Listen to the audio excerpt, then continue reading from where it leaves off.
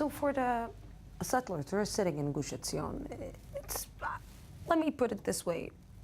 How do they feel when people use them for political reasons? I think there's a general consensus that it's not feeling that we like to be allowed to build our homes when there are kidnapping taking place, when there is a suicide attack, when there are casualties, and that's the Zionistic response. If we are entitled to live there, then we should be allowed to live there the whole year round and during all times and all periods. If this is the equation and the response, it is a hard feeling. But I have to agree with Danny. I mean, I think the act done 2 days ago is completely political. It is only to serve as an argument that maybe Bibi is running two-way to the left. And you have to understand another thing. Nothing is really going to happen.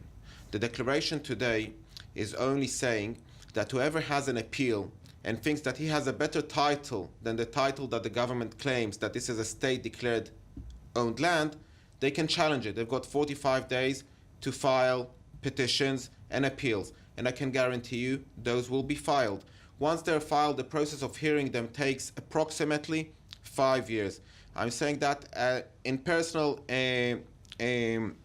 example as what's happened in Efrat. In our experience, after 5 years of appeal, where 9 out of the 11 appeals were rejected, we found ourselves in 2008 in the Supreme Court, and up until today, 2014, a verdict hasn't been given about those appeals. So in Efrat, we've got an area in the equivalent size of what has been declared here, and we're already in the process of over 12 years not seeing the end of it. So as far as even Abbas is concerned, he can say, you know what, Bibi had to do it in order to satisfy Naftali Bennett. It's not new constructions that's going to take place tomorrow. Definitely not.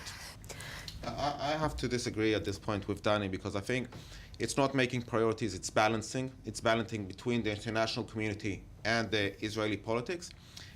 And in a way, I think he's not going to pay the bill internationally, because it's very easy for him to explain to President Obama, I have to do this declaration, nothing is going to happen.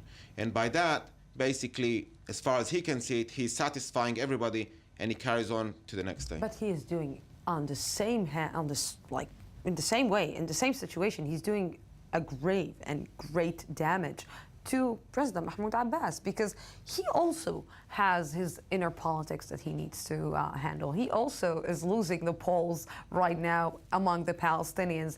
And when he is coming out with declarations, and when he is saying, it is like the declarations that Mahmoud Abbas did towards Israel, in one way or another, are really surprising, because he condemned the kidnapping, he condemned the killing. He said that, like we just heard in the video clip, that these people who are in charge of the killing and the murder of the 3 boys, or in charge on the kidnapping at that time, will pay the price by the Palestinian Authority. He said that he's against the missile attack that comes from the Gaza Strip. We just heard some phone calls and talks between Mahmoud Abbas and the Hamas leaders. So it seems that if you want to understand the international arena from the Benjamin Netanyahu's point of view, you need also to try to understand your neighbor, the same neighbor that you are accusing of not being a partner for peace.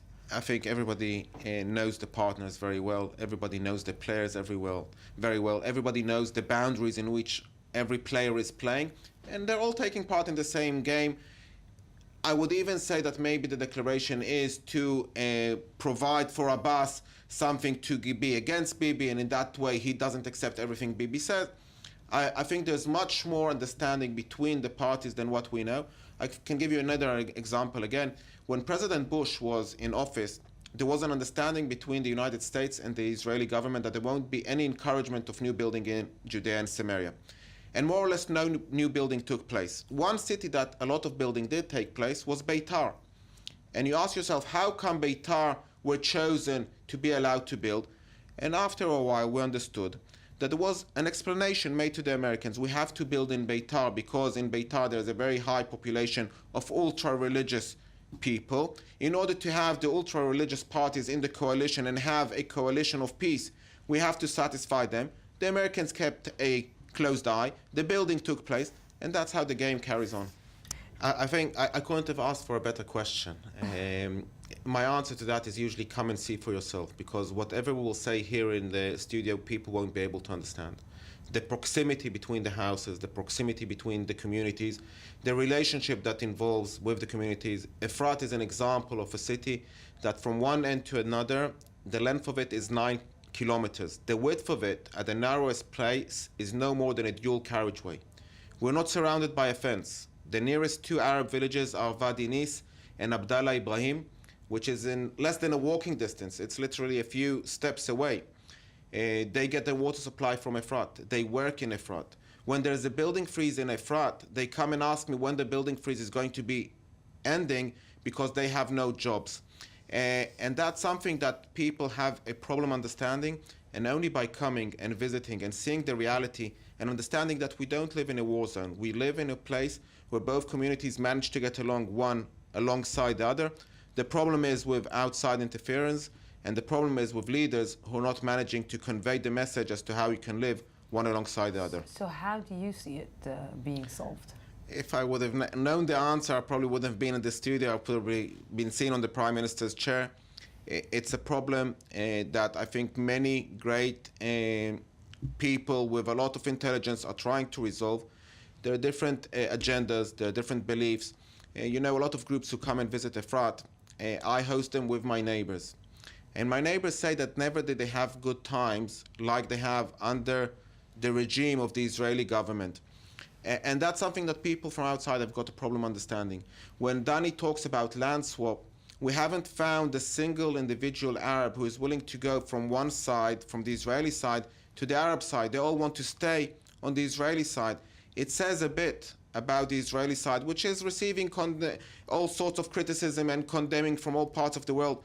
But at the end of the day, they understand that their future is better on this side. And that's not an answer for initiatives who want to declare independence, and I understand that, but that's the reality in which we live at the moment. You know, I will tell you something.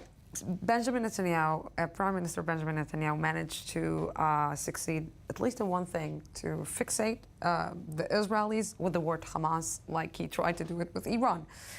It seems that right now, each and every time that somebody's talking about the Palestinian Authority, the Palestinian president, they're connecting him directly to Hamas, because we heard a lot Hamas. Is this the way? Can you connect between the two?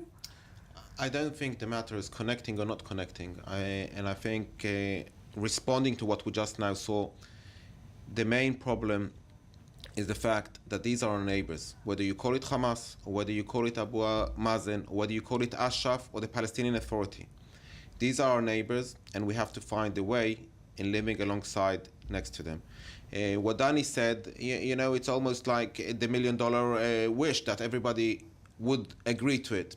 And there have been different rounds and different attempts with different coordinators and different settlers and different people who tried to bring the people to the table to reach that agreement. And it hasn't been reached up till now. And hopefully, for the sake of all of us, it will be reached in a way that we'll be able to live peacefully.